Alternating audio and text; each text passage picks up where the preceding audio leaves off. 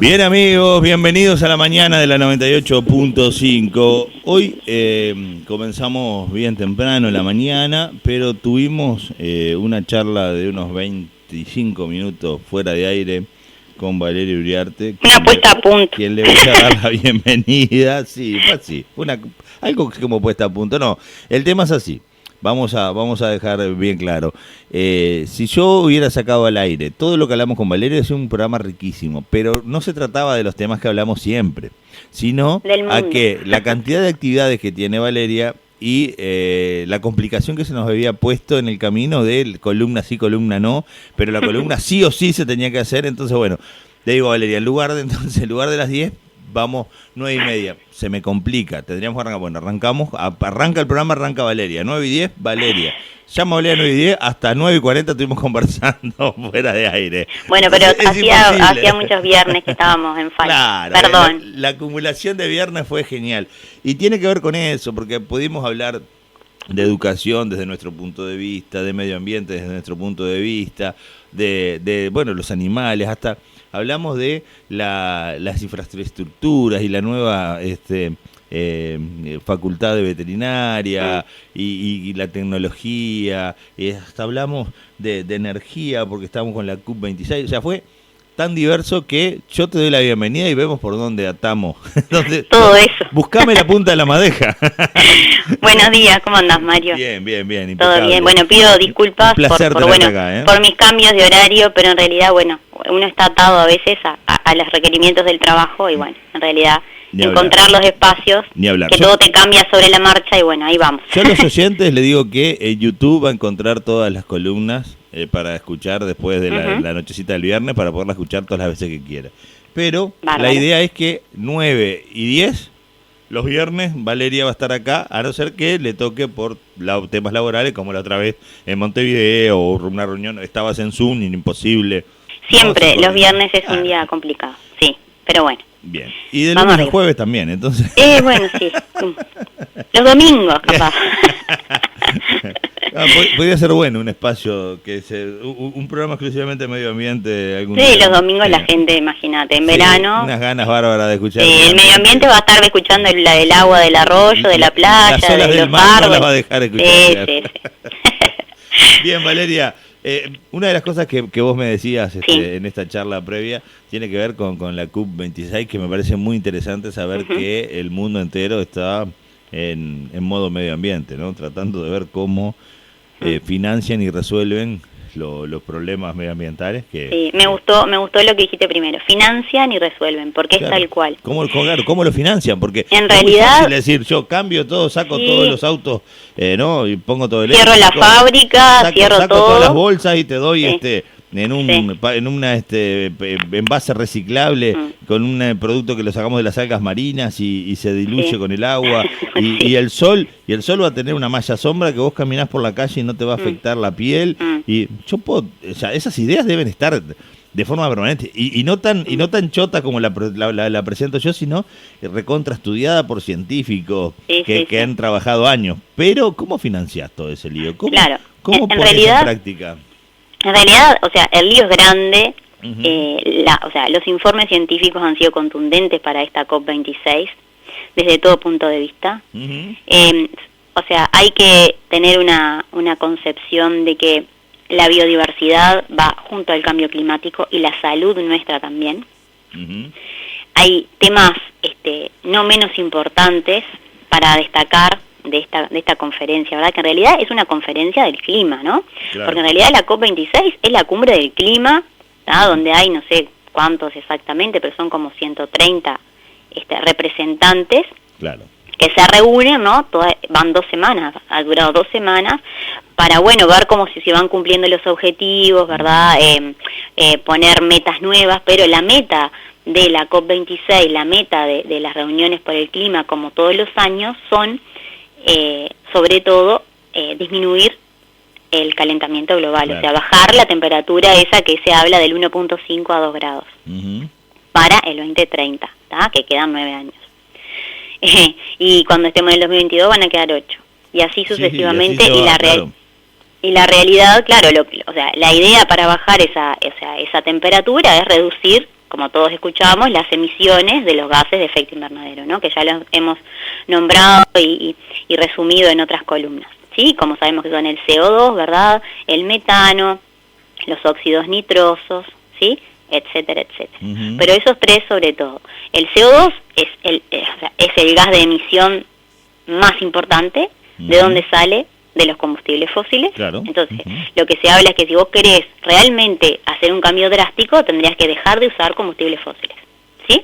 Sí, o sea que tenés que dejar de andar en avión, y fueron todos en jet privado a la cumbre, tenés que dejar de andar en autos a base de, ¿no? Y fueron en 25.000 autos. O sea, hay también, ¿cómo se puede decir? Hay también algunas fotos de la situación que muestra lo que es la cruda realidad. O sea, claro, puedo querer una cosa, pero... Con mucha conciencia vos viajaste en avión, quemaste un montón de combustible para llegar a... Claro, pero vos para irte de vacaciones también, si querés, claro, viajás, ¿a dónde viajás? ¿A dónde se van? ¿Qué va? En avión. No, y tal, y decís, ¿pensás en el cambio climático cuando haces un viaje? No, suba avión si todo el mundo viaja. Y si haces un mapeo de todos los aviones que están volando en este momento en la atmósfera nuestra, te volvés loco. No, ni hablar. Por ejemplo, ¿no? Así, pero te lo digo, sumale fábricas, sumale, bueno, vehículos, sumale centrales térmicas, eléctricas, ¿tá? Que bueno, sabemos que hay países que no tienen matriz energética como nosotros.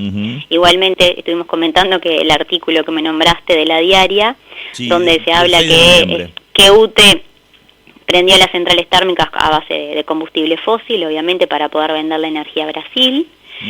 Más allá de que la demanda va más allá a veces, y acá está bueno que se entienda, ¿no? La matriz energética de Uruguay es 90 casi toda % renovable, es buenísimo, somos ejemplo en el mundo, pero los países vecinos que no pudieron hacer lo mismo que nosotros demandan energía y te compran, y vos con lo renovable solo no podés, y terminás que, bueno, priorizando esas cuestiones que tienen que ver con la energía se precisa, tenemos la posibilidad de brindársela, bueno, se la vendemos. ¿A qué? Claro. Prendiendo todas las centrales que tratamos de no prender para que sea... es contradictorio, pero la demanda hace de que esos aviones estén volando, esos autos estén circulando, esas luces estén prendidas. Y yo voy, claro, y yo me voy más atrás en el tiempo, cuando la única central térmica que teníamos era la Central Valle en Montevideo, y cuando ahí se quemaba, se quemaba combustible y se quemaba carbón, y a leña muchas veces, se quemaba de todo en la central para darle energía a la ciudad de Montevideo. Claro.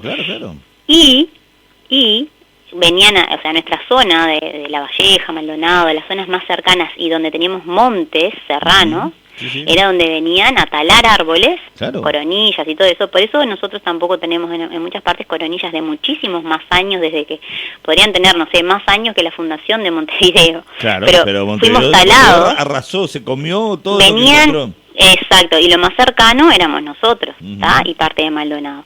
Entonces, bueno, eso se quemaba, y en ese momento cuando se dijo que se iba a construir la primer represa hidroeléctrica, ¿verdad?, de Baigorria, ¿sí?, o Terra, que es el nombre que está, pero está en la represa de Baigorria, de Palmar, perdón, que se le llama presidente Terra. Cuando vinieron a hacer esa represa, que, o sea, fue en plena guerra mundial, venían ingenieros alemanes y de todo, después con el tema de la guerra no pudieron venir y la terminaron de construir ingenieros uruguayos y otros que habían quedado acá.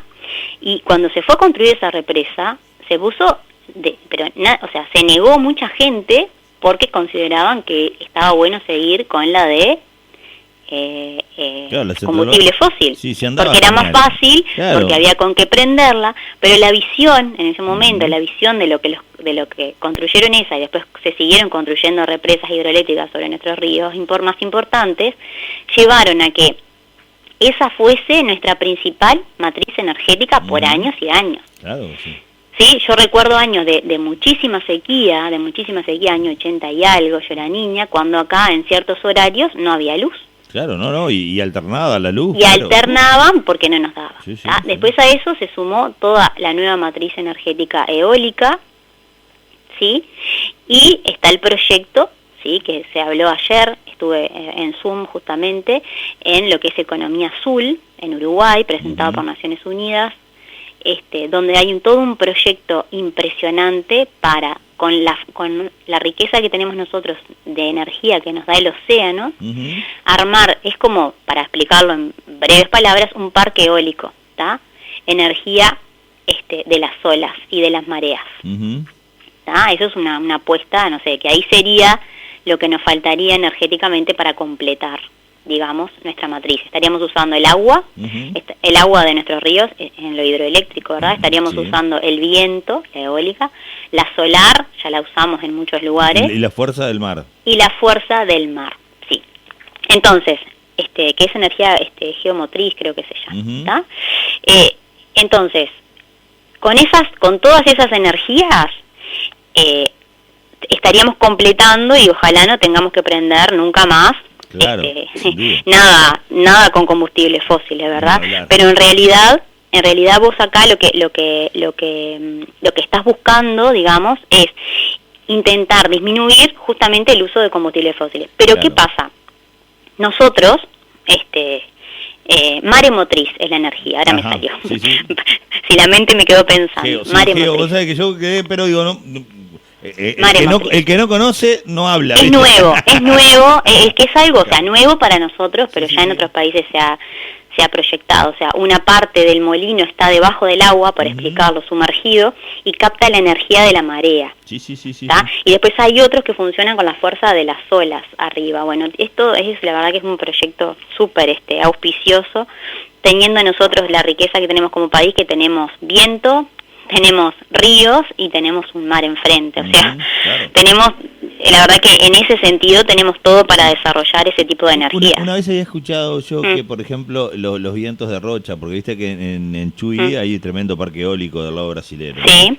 Entonces hablaban que los parques eólicos podrían usar esos mismos vientos, pero sobre la costa, porque son muy profundos. Viste que en otros países los parques eólicos están dentro del agua, para dentro de... Bueno, acá decía que no, que la profundidad de la costa, del océano, es complejo para hacer ese tipo de parques eólicos dentro del agua, para que no estuvieran ocupando espacio en el territorio y a su vez recibieran la misma energía.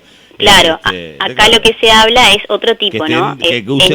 Usan el agua, ya es otra cosa. Usan energía de la marea, claro, y en realidad, bueno, eso lleva todo una infraestructura, una construcción, una vigilancia, un cuidado, ¿no?, de la zona, bueno, un montón de cosas que como país, o sea, tenemos pocos barcos, ¿no? Apenas podemos defendernos de la pesca ilegal y todo lo demás, o sea, hay una apuesta grande a invertir. Sí, está bien, apenas intentamos defendernos.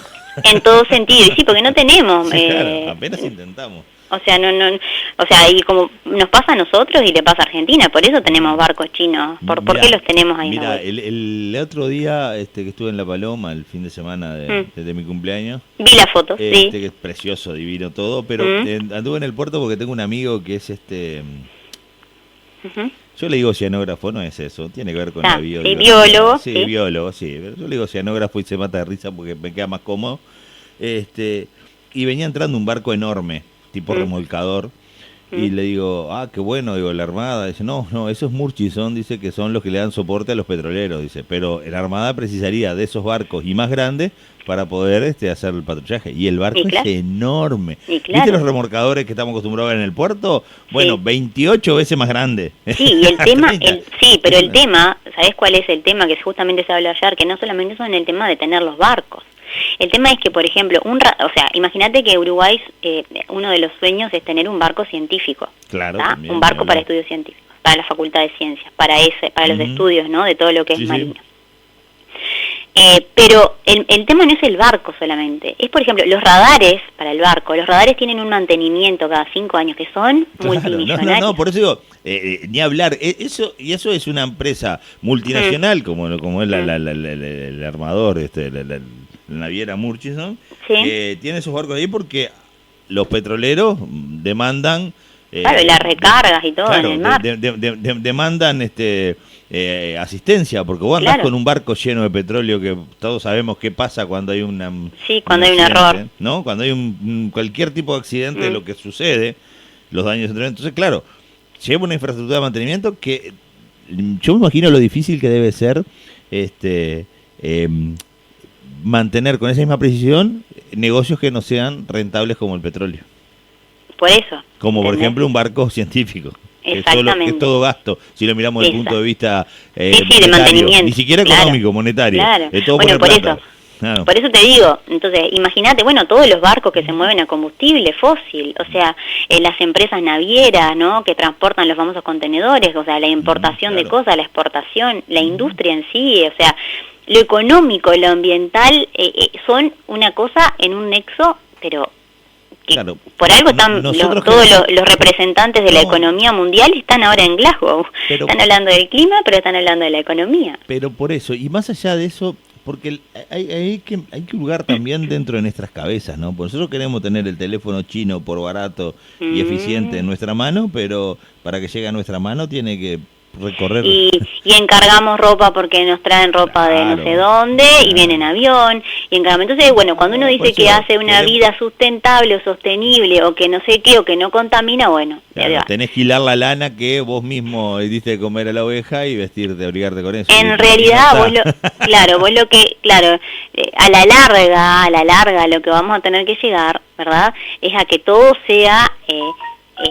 digamos, lo que podamos aprovechar más de ese producto y que su vida sea más larga es lo que le va a dar menor huella ambiental, digamos, ¿no? Cada producto genera una huella ambiental desde que nace hasta que llega a la puerta de tu casa, sea una camiseta, sea un cepillo de dientes, no sé, sea un pedazo de carne, o sea, todo lleva un proceso, ¿tá? Y en ese proceso se pierden calidad ambiental para hacer ese producto. En todo sentido, desde que compras... Vos decís, soy vegetariano, bárbaro. ¿Qué compras? Ah, sí, pero como milanesas de soja que compro congeladas. Ah, porque así no contamino con las vacas. Ah, ¿y de dónde vienen tus milanesas de soja? De la soja. Ah, ¿y dónde la plantaron a la soja? Y antes de la soja en ese campo, ¿qué había? ¿Y qué le aplicaron a esa soja? Y después de ahí se cosechó con una cosechadora a combustible fósil, ¿verdad? Claro. Después se transportó en un camión, en un barco, fue a China, en China hicieron las milanesas y después te vinieron a Uruguay por barco. O sea, ¿entendés a lo que voy? O sea, los caminos, los caminos de cada producto, sea de origen animal, vegetal o textil, o yo qué sé, o tecnológico, una televisión, no sé, como decir, un celular, todo genera una huella ambiental, ¿sí? Y a eso se apuesta en el futuro. La Comunidad Europea es uno de los países, son uno de los conjuntos de países más avanzados en ese tema, en calcularle la huella ambiental a todo, para que vos como consumidor puedas elegir, y además la empresa que tenga menos huella ambiental pueda también obtener beneficios, ¿verdad? Porque está haciendo las cosas lo mejor que puede a su alcance. Entonces, el mundo se dirige hacia eso, ¿sí? El tema es que nosotros nos dirigimos a hacer menos huella ambiental no sé, de la carne, o ustedes de unos championes, o yo qué sé, de lo que quieras, pero hasta que, mientras para hacer ese producto se use un combustible fósil, ya tu huella ambiental es enorme. Claro. Porque arranca mal. Exacto. Entonces, pero todo el mundo está con todos esos retos, y los 3 países más productores de gases de efecto invernadero, que son China, India y Rusia, ¿tá?, no lograron establecer nuevos objetivos para reducir para reducir sus emisiones de esta década, ¿tá? O anunciaron metas que los científicos dijeron nada relevantes, ¿entendés? Entonces, por ejemplo, en la India, en la India, vos sabés lo que es todas las motos, todo lo que es la contaminación en Nueva Delhi, no pueden respirar en esas ciudades, y bueno, y también las centrales a carbón, las centrales eléctricas a quema de carbón. Entonces dijeron, está bárbaro, vamos a comprometernos a mejorar la energía renovable, pero el carbón sigue siendo la mayor parte del sector energético, ¿entendés? Entonces,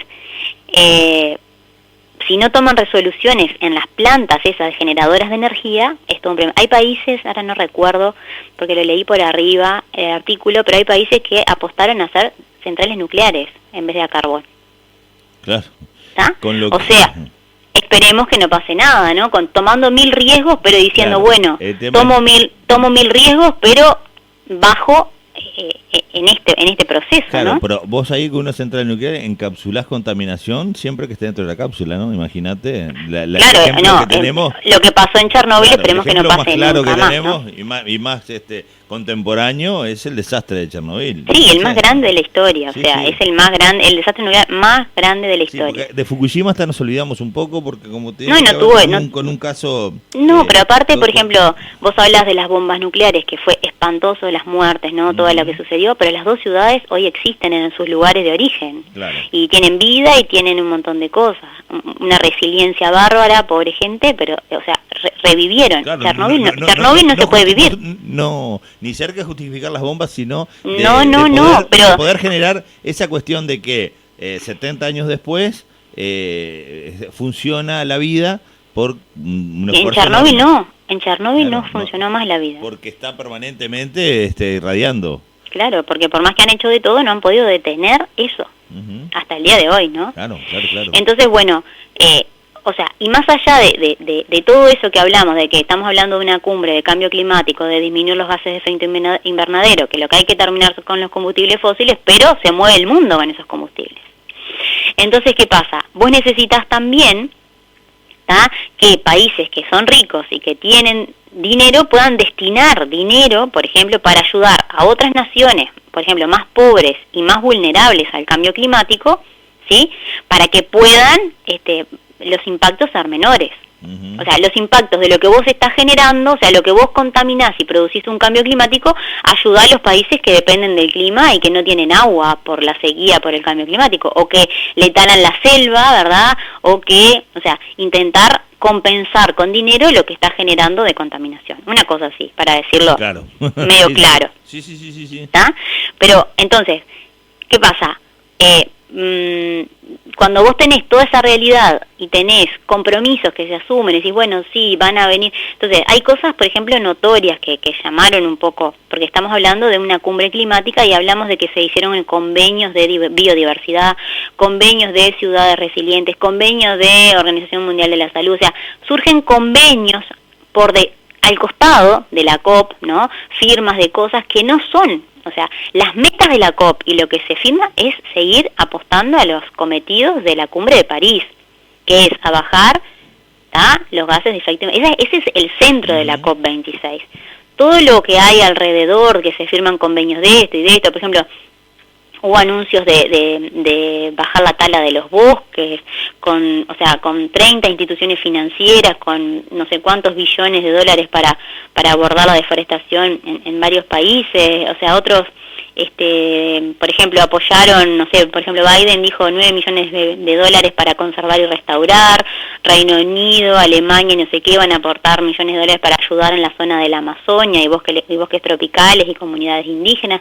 Por eso vimos a muchas comunidades indígenas con sus representantes en la COP26, pero en realidad todos esos son cosas que se firman, pero no son la base de la COP. O sea, lo que se viene a firmar en la COP en Glasgow y todo eso es la cumbre de clima, es que se sigan reivindicando las metas del Acuerdo de París. O sea, todo lo demás son convenios, firmas, o sea, y metas que se suman, pero no es el centro de la COP, ¿está? Se aprovecha que están todos los países ahí para que aparezcan un montón de nexos y conexiones, ¿verdad? Y de apostar a muchas cosas. Pero bueno, o sea, somos nosotros los humanos los que estamos interfiriendo en el clima de nuestro planeta. O sea, claro. Es esa la realidad. Claro, entonces, lo que va a frenar todo eso, lo que va a frenar que talemos los bosques, lo que va a frenar que se contamine el océano, lo que va a frenar, o sea, por más que se siga, o sea, lo que tenemos que frenar es lo que calienta nuestro planeta y genera los desastres del clima. Sí, claro. Entonces, van 26 veces que se juntan los países para la convención. ¿Entendés? O sea, y la lentitud del combate, porque es mucho afirmar y bla, bla, bla, pero faltan hechos, ¿no? Entonces, date cuenta que es la cumbre del clima y, por ejemplo, China no estuvo presente. Sí, que afecta una gran parte de la responsabilidad. Bolsonaro no sé al final si fue o no. La verdad que no sé si estuvo o no. Creo que sí, que al final fue, pero y Putin tampoco fue. Claro. Entonces, o sea, Después tenés no sé cuántos diplomáticos, tenés después a la gente, por ejemplo, de los activistas, como conocemos, por ejemplo, Greta Thunberg, o sea, ves a Leonardo DiCaprio, que apoyan una cantidad de por ejemplo, no sé cómo explicar, no me sale la palabra, de organizaciones no gubernamentales, de organizaciones no gubernamentales que trabajan, apoyan y financian un montón de proyectos, ¿no? O sea, el objetivo es bajar, no llegar al aumento de ese 1.5 grados. Entonces, para eso tenés que realmente crear firmas de cosas que dejo de hacer esto. Por ejemplo, Reino Unido va a dejar de construir vehículos en el año 2035 y en el 2025 ya no se instalan nuevas fábricas. Entonces digo, el objetivo que tienen los países para adelante es enorme. No sería bueno que la demanda de vehículos eléctricos hagan prender centrales térmicas después, ¿no? Porque hay que moverlo. Claro, llegamos a esa lógica también. El tema, ¿no? En este caso, comparado con el artículo del 6 de noviembre que decía de la diaria, que está interesante leerlo, lo voy a leer con más atención porque solamente lo miré por arriba. Imagínate, en este caso es por la demanda de Brasil, por la falta de agua y por la necesidad de hacer funcionar cuestiones básicas. Pero imagínate que cambiamos toda la matriz de transporte, pasamos eléctrica y lo eólico, lo sustentable no da abasto y tenés que prender la central térmica. Es como hacerte trampa al solitario. Claro. Son cosas que, o sea, nosotros estamos hablando de eso, ¿entendés? Y date cuenta que los grandes productores, los gigantes, los que le ocasionan todo el daño mayor al planeta, o no van, o mandan un diplomático de tercer nivel que no decide nada, o no firman, o acordate que Estados Unidos se había retirado del Acuerdo de París. Claro, sí. Se unió este año, en febrero. A Trump negando el cambio climático. Se unió Biden este año en febrero otra vez, ¿sí? Y volvió a reconocer su daño y a volver a dirigir millones de dólares para ayudar, ¿no?, a las comunidades que no tienen cómo zafar del cambio del clima, ¿no? Entonces, o sea, por cada fracción de un grado que se calienta el planeta, ¿viste? Va a haber más calor, o sea, van a aumentar la sequía. Esa gente que depende del clima directamente, bueno, ya tuvimos inundaciones en algunos lugares, los incendios de Australia, ¿te acordás del otro año? Sí. En Estados Unidos también los incendios impresionantes. O sea, tenemos 9 años para bajar las reducciones, ¿no? Entonces, si no se comprometen en este momento, que están en eso, a firmar medidas realmente audaces y que, no sé, que te dejen realmente una acción real, ¿entendés? Lo que va a pasar es que realmente no tenemos vuelta atrás. Claro, no, y que no solamente sea firmar, atreverse a firmar, sino atreverse a aplicar. Esa claro, por ejemplo, mira, yo acá tengo un resumen que había anotado. Mira, Estados Unidos reducirá las emisiones, ¿no?, de hasta un 50% por debajo de sus niveles del 2005 para la próxima década, ¿no? Sin embargo, las políticas que tiene hoy por hoy son pocas para que eso realmente ocurra, ¿no? Después la Unión Europea hizo nuevas promesas, 50% por debajo de los niveles de 2005 para el 2030. Todos esos reducen al 50%. Pero China, que es el mayor, no ha cambiado su plan de emisiones máximas para 2030. O sea, hasta 2030 va a seguir como va. ¿Entendés? Entonces, vos mirás eso y decís, ¿cómo? O sea, somos un mundo, un planeta, tenemos naciones, tenemos gobiernos, tenemos supuestamente un gobierno mundial que es la ONU, pero cuando uno no quiere hacer las cosas, ¿qué se hace? ¿Cómo haces para decirle a un país, o sea, que lo que está haciendo está jorobando a todo el mundo, cuando después ese país te vende todo? O sea, vos dependés de él para vivir, dependemos de él para venderle soja, para venderle carne, ¿entendés? Claro.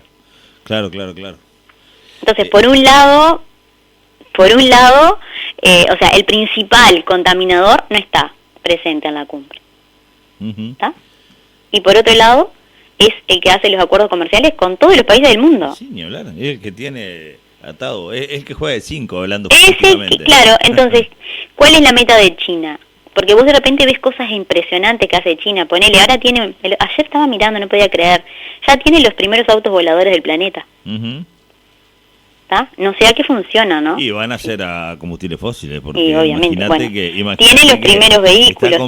Está complicada la autonomía para andar sobre la Tierra, imagínate, bueno, o sea, pero impresionante, buscar el artículo porque son de como de los supersónicos, una cosa así. Ni hablar.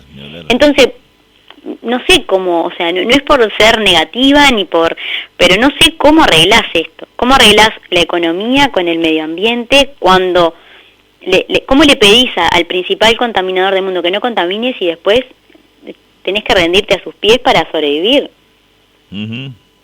Sí. Entonces, está complejo. Esa es la gran pregunta. Vamos a ver en qué termina la COP, ¿sí? Esperemos a ver qué firma final se logra, ¿sí? Respecto al acuerdo mundial. Y bueno, date cuenta que va a venir la COP 27, 28, 29, 30, sí. Vamos a llegar a la COP del 2030. La COP, tres cifras de COP y seguirá. Claro, y en la COP 2030, ahí China recién va a reducir. Claro.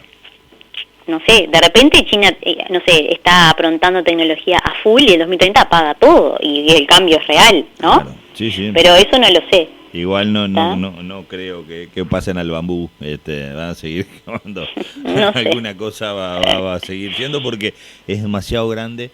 Y a ver, uno mira a veces y algo importante, porque hablé de que hubo un montón de firmas y dineros y financiación para restauración de bosques, y me olvidé decir que también hubo algo que a mí me interesó mucho, que me pareció súper interesante, que firmaron países de Ecuador, Colombia, y no me acuerdo si era Chile el otro, de una reserva marina que abarca las Galápagos, espectacular, o sea, una reserva de biosfera marina en el Pacífico. Y bueno, me parece que estaba muy buena eso se firmó también como un acuerdo durante la COP como para proteger el océano. Mirá, un océano que ayer vi en Twitter una botella de agua mineral china en las costas de Rocha.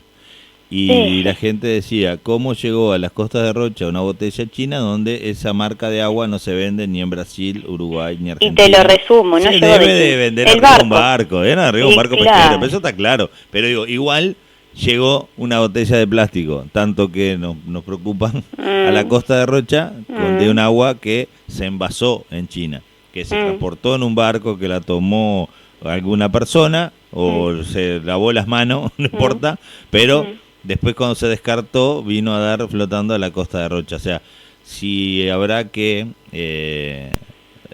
prestar atención dónde tiramos nuestras cosas, ¿no? Cómo manejamos los residuos, más allá de la energía, más allá de la contaminación del agua, la contaminación del aire, el cambio climático. ¿Y cómo controlás? Los pobres osos polares que tienen que nadar en lugar de caminar. ¿Y cómo controlás, no? Claro, porque ¿Cómo controlás? A veces mirás cuando...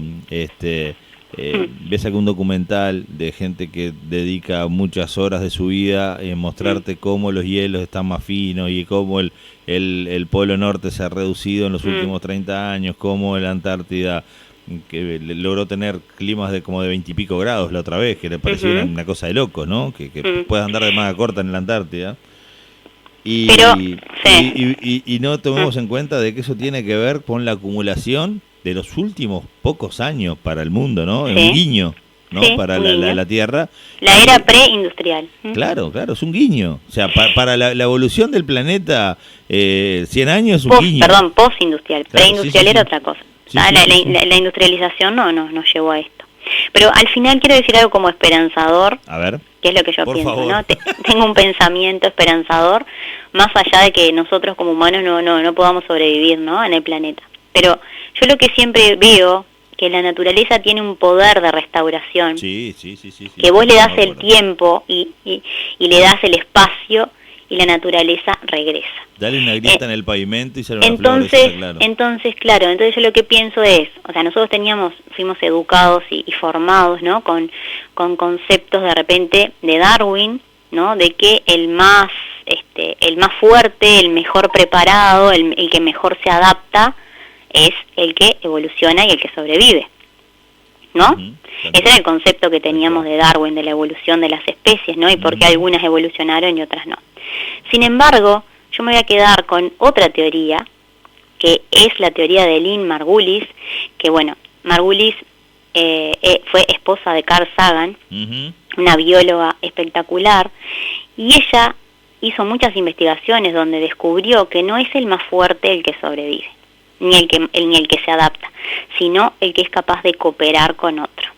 Entonces la naturaleza sale adelante porque coopera. Y lo que nos falta a nosotros, como seres humanos, es entender eso e irnos a las raíces de la naturaleza. No va a sobrevivir ni China por tener más poder, ni por tener más tecnología que van a salvar a sus chinos, ni Estados Unidos a sus estadounidenses, ni yo qué sé, ni nosotros por ser uruguayenses, ¿entendés? Vos sabés que eso me generó una imagen en la cabeza, y con esto te libero, pues ya es tardísimo para tu hora. Sí, re tarde, pero está. Sé que hoy puedo, por claro, eso pero hoy pudimos, y se habló muchísimo hasta fuera de él.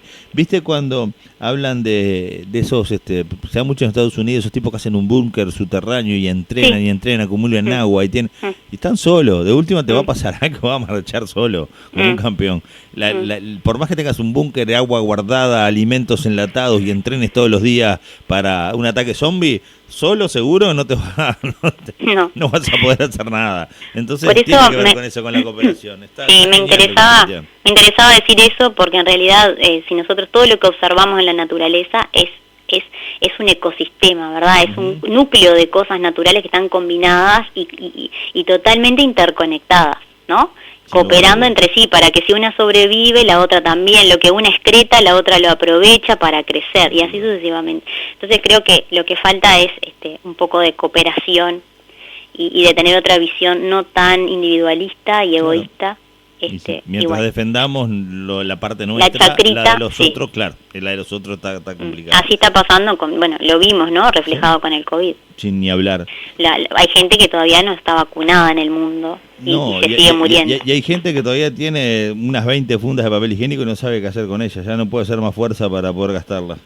Querida Valeria, como siempre una genia. Bueno, nos encanta. Por lo menos cuando se hace la columna podamos tocar muchos temas. Ni hablar. Y seguro que el viernes que viene vamos a hablar menos fuera de aire y más al aire. Por supuesto, sí, porque si no... la audiencia se merece poder tener este espacio para reflexionar o criticar. Bárbaro. Porque desde la crítica a veces nos fortalecemos también mucho. Obvio, y aprendemos, claro que sí. Un beso enorme. Bueno, gracias a vos, Mario. Saludos a la audiencia. Chau.